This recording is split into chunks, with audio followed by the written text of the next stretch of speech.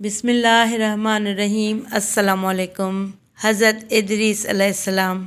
وجہ نام ادریس کے یہ ہے کہ پڑھانے کی کثرت کے سبب سے لقب آپ کا ادریس ہوا، اور علم نجوم آپ کے معجزات میں سے ہیں، اور زمین پر عبادت کرتے ان کو فرشتے سب آسمان پر لے جاتے۔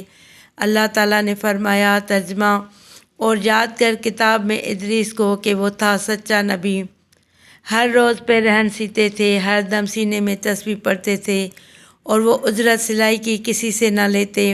ایک روز کا ذکر ہے کہ وہ اپنے کام سے فراغت پا کر بیٹھے تھے کہ اسی وقت ملک الموت بآرزوئے تمام امر الہی سے آدمی کی صورت بن کر مہمان کے طور پر رات کو حضرت ادریس علیہ السلام کے دروازے پر آ پہنچے۔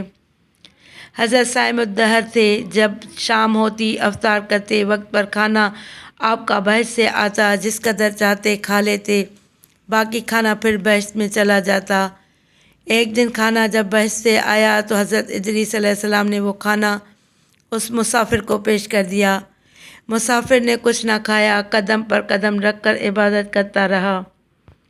حضرت ادریس علیہ السلام اس کا یہ حال دیکھ کر متعجب ہوئے، اور یہ کون شخص ہے؟ جب روز روشن ہوا، حضرت ادریس علیہ السلام نے اس سے کہا کہ اے مسافر، تو میرے ساتھ چل، اللہ کی قدرت صحرا میں جا کر دیکھوں۔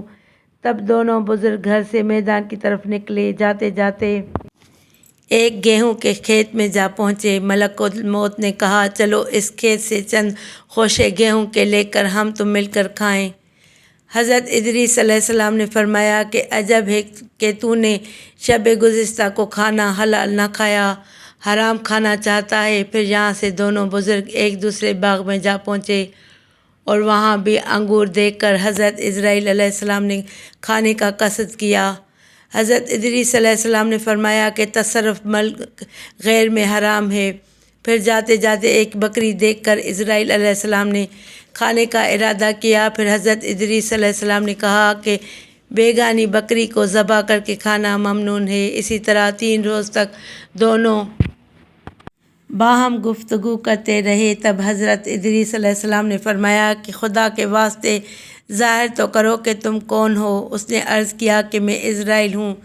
تب حضرت ادریس علیہ السلام نے فرمایا کہ بھائی، کیا سب مخلوقات کی جان تم ہی قبض کرتے ہو؟ انہوں نے کہا کہ ہاں۔ حضرت ادریس علیہ السلام نے فرمایا، شاید کہ تم میری جان قبض کرنے کے لیے آئے ہو۔ انہوں نے کہا کہ نہیں، میں تو تمہارے ساتھ خوش طبعی کرنے آیا ہوں۔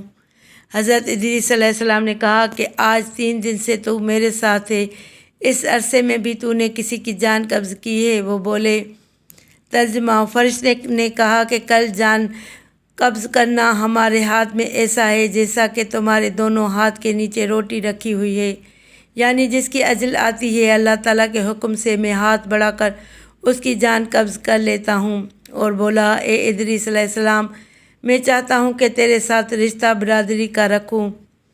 حضرت ادریس علیہ السلام نے فرمایا کہ میں تیرے ساتھ رشتہ برادری کا تب رکھوں گا کہ تلخی جانکنی کی ایک بارگی تو مجھ کو چکھا دے، تاکہ خوف اور عبرت مجھے زیادہ ہو، اور پھر عبادت اپنے خالق کی زیادہ کروں۔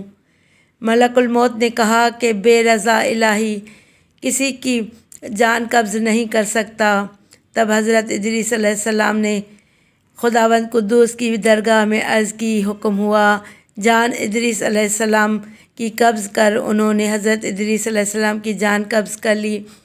پھر ملک الموت نے اللہ کی درگاہ میں دعا مانگی۔ پھر اللہ تعالیٰ نے ان کو زندہ کیا، اور حضرت ادریس علیہ السلام نے اٹھ کر ملک الموت کو گلے لگایا۔ دونوں نے آپس میں رشتہ برادری کا لگا لیا۔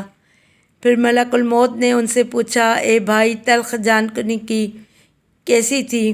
وہ بولے کہ جیسے کسی زندہ جانور کی کھال سر سے پاؤں تک کھینچی جاتی ہے۔ ملک الموت نے کہا، اے بھائی، قسم ہے رب العالمین کی، جیسا کہ میں نے تیرے ساتھ احسان کیا ہے ایسا کسی کے ساتھ نہیں کیا۔ حضرت ادریس علیہ السلام نے فرمایا، اے بھائی، مجھے دوزخ دیکھنے کا شوق ہے، تو مجھ کو اس کے دروازے تک لے چل تاکہ میں اس کے دیکھنے سے خوف الہی زیادہ ہو، اور پھر عبادت اور بندگی زیادہ کروں۔ تب ملک الموت نے خداوند کے حکم سے ان کو 7 طبق دوزخ کے دکھائے۔ پھر حضرت ادریس علیہ السلام بولے، اے بھائی، مجھ کو بہشت دیکھنے کی آرزو ہے کہ اسے دیکھ کر خوشی حاصل کروں گا اور عبادت زیادہ کروں گا۔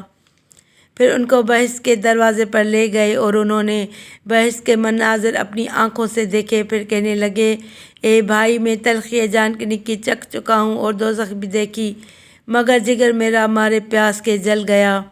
اجازت ہو تو بہشت میں جا کر ایک پیالہ پیوں؟ تب اس نے کہا، تم وہاں سے واپس آنے کا عہد کرو۔ بوجہ شدید پیاس کے حضرت ادریس علیہ السلام نے واپس آنے کا عہد کیا کہ میں واپس آ جاؤں گا، اور بحکم الہی اپنے نالین درخت طوبہ کے نیچے چھوڑ کر بہشت میں داخل ہو گئے، کیونکہ عہد باہر آنے کا کیا تھا اور نالین کو بھی درخت طوبہ کے نیچے چھوڑ آئے تھے، تو بہشت سے باہر نکل کر اپنی نالین کو لے کر بہشت میں جا کر درخت پر جا بیٹھے۔